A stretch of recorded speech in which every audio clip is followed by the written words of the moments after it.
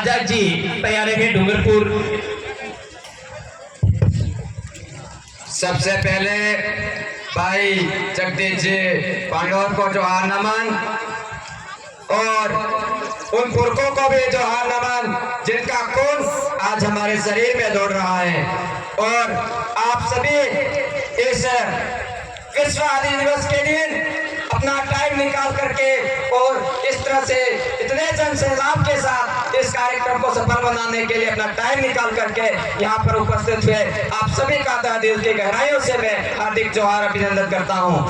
और मैं कहना चाहूंगा कि अपने मेरे से पहले बहुत सारे वक्ताओं ने अपनी अपनी बातें रखी और मैं भी अपनी कुछ बातें आपके सामने रखूंगा।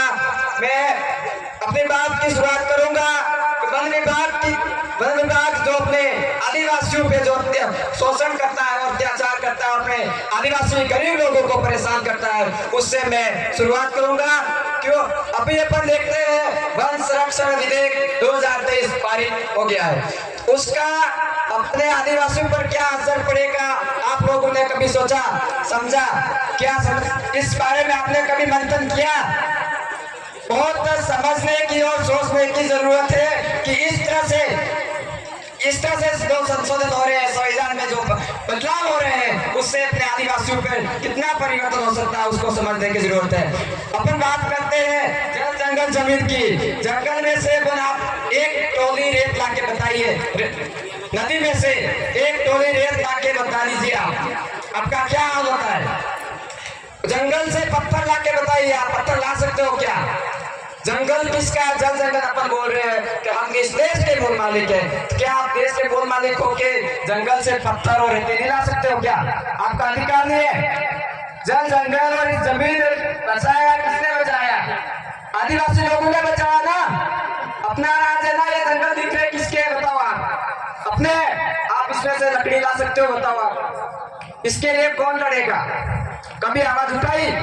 जो गुलाम और हरामखोर नेता लोग हैं वो दलाली करते हैं, इस वजह से अपन लोग दबे हुए हैं। उन लोगों का साथ जब तक नहीं छोड़ोगे तब तक इस तरह से बेसाब अत्याचार होंगे और अपन इसी तरह से अपन को दबाया जाएगा।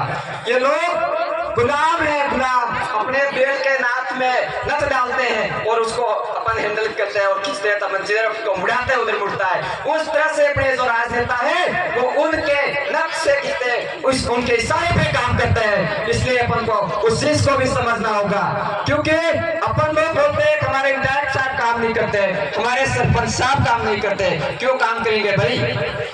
क्यों काम करेंगे वो? उनको तय कौन कर रहा है? उनका सिलेक्शन कौन कर रहा है? आपने कभी सिलेक्शन किया नहीं किया तो आपका काम कैसे करेंगे और आपकी बात कब सुनेंगे वो? उस चीज को समझिए। आदिवासी परिवार, आदिवासी समाज, आदिवासी जाजन की बात कर रहे हैं तो इसका मतलब क्या आपने समझा? उस चीज को समझिए आप। आदिवासी परिवार की विचारधारा क्या, उस चीज को समझिए आप। जिस दिन आप आदिवासी परिवार की विचारधारा को समझ गए उस दिन इस गद्दार नेताओं को जूते मारोगे आप और अपने सत्र से अपने पंचायत में भी नहीं आने दोगे। इसलिए पर उस चीज को समझिए आप। जब तक अपनी विचारधारा और जो ये मूवमेंट चला है, आदिवासी परिवार ने जो जनजागरण चला है, उस चीज को नहीं समझोगे तो कुछ भी नहीं होने वाला है।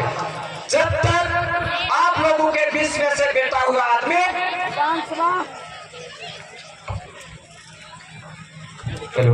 जब तक अपने बीच में से आदमी अगर विधानसभा लोकसभा में नहीं जाता है तब तक अपने साथ इस तरह से घटना होती रहेगी। इस चीज को समझिए आप। आदिवासी परिवार ने व्यवस्था बना रखी है, नियंत्रण, निर्देशन, सिलेक्शन और एक और है जो अपन करते हैं इलेक्शन। इलेक्शन भी अपन को करना है, सिलेक्शन भी अपन को करना है। उस दिन अपन शासन में जा सकते हैं, क्योंकि इन सभी चीजों से अपन को पार आना है। इन सब चीजों से अपन को अगर शासन में जाना है तो इस चीज को भी समझनी है अपन को। जब तक हम अपने बीच में से शासन में से हमारा ये आदमी होगा जो विधानसभा में जाके टेबल बजा के हमारे हक अधिकार और गरीब आदिवासियों की आवाज उठाएगा, इस तरह के आदमी को अगर विधानसभा में नहीं बचेंगे तब तक अपनी इस तरह से घटना होती रहेगी। आप देख लीजिए, कल परसों की बात है, गोकुंदा में उस महिला को, कालकी बाई को मार दिया गया। क्या हुआ? कोई अपने इधर से राजनेता बोला, कहीं ट्वीट किया, आपने देखा? क्यों नहीं बोलते ये लोग? ये गुलाम है, समाज के गद्दार है, ये समाज का सर्टिफिकेट लगा के करने के बाद समाज को ही भूल जाते हैं। ऐसे नेताओं को जूते मारो, अपने ग्राम पंचायत के अंदर भी मत आने दो। ये कहना चाहते हैं हम तो, जिस दिन अपना मत का महत्व समझ जाओगे ना, उस दिन ये सारी बीमारी खत्म हो जाएगी। सबसे बड़ी और गंभीर बीमारी यही है राजनीति।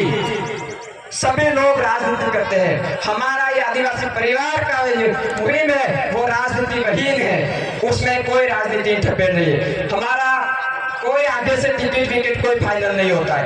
आम लोग सभी लोग देख के तय करेंगे कि हमारा ये आदमी होगा जो चुनाव लड़ सकता है, फिर विधानसभा जा सकता है। उस चीज को समझो। आप लोगों ने अभी तक क्या किया? वोट दिया, ऊपर से तय करते हैं हमारा ये उम्मीदवार है। उन लोगों ने बोल दिया, आप लोगों ने वोट दे दिया। 75 साल से ये करते आ रहे हो। हम कहते हैं आगामी 2023 में विधानसभा चुनाव आ रहा है, उसमें आदिवासी परिवार ने व्यवस्था बनाई। उस व्यवस्था के आधार पर आप सिलेक्शन करके देखिए कि अपने क्षेत्र में कितना विकास होता है, कितना बदलाव आता है। उस चीज को समझिए आप।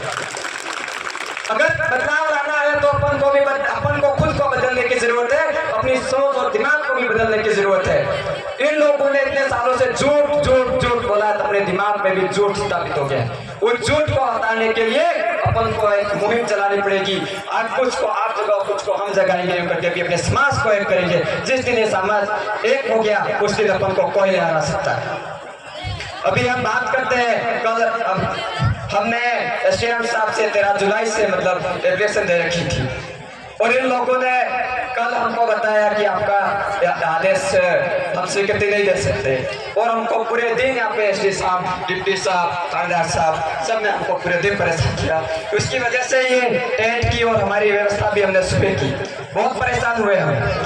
उस चीज के लिए हम प्रशासन को भी कहना चाहते हैं कि आम लोग और गरीबों को आप बिना काम से टांग अड़ाई और परेशान नहीं करें। अगर इस तरह से अगर हमारे आदिवासियों को इस क्षेत्र में परेशान करते हो तो हम थाने का घेराव करने का भी दम रखते हैं। इस चीज को आप समझो। जब तक एकता बना के रखोगे तो अपन थाने का घेराव कर सकते हैं, क्योंकि थानेदार अपने यहाँ के नौकर है, नौकर की तरह काम करेंगे वो। सभी साथियों को, आपने सभी यहाँ के टाइम निकाल के आए हो, सभी साथियों को जोहार। और हमको इस आपने सुना और समझा, इसलिए सभी साथियों को जोहार। और आपसे आशा और उम्मीद करते हैं कि भाई दादा का, जगदीश जी का सपना था कि हमारा बिल प्रदेश बने और हमारा समाज राजनीति विहीन, संगठन विहीन, धर्म विहीन एक आदिवासी परिवार की विचारधारा को चादम पे आके काम करे। वो उनका सपना था। उस सपने को पूरे करने के लिए आप आदिवासी परिवार के साथ जुड़िए और आदिवासी परिवार का जो जन जागरण चल रहा है उस जन जागरण में आप साथ सहयोग करिए और एक दिन अपनी जो मांग है और जो सपना है वो सपना जरूर पूरा होगा। इसी के साथ ही सभी साथियों को जोहार। धन्यवाद। धन्यवाद दिनेश जी।